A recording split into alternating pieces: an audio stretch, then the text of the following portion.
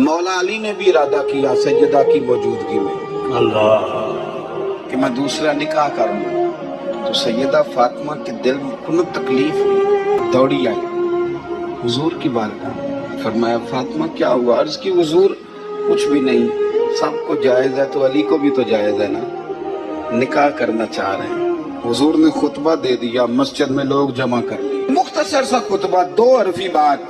حضور فرمانے لگے بھئی میری بات غور سے سن لو، یہ جو فاطمہ ہے نا یہ میرے جگر کا ٹکڑا ہے، بدعت منی ہے، یہ میرے جگر کا ٹکڑا ہے، جس نے اسے راضی کیا اس نے مجھے راضی کیا، اور جس نے اسے ناراض کیا اس نے مجھے، ختم ہو گئی بات۔ شیر خدا کہتے میں چپکے سے اٹھا اور سیدہ کے پاس گیا، میں نے کہا میں نے تو بات ہی کی تھی، تو پہنچ ہی گئی ہے۔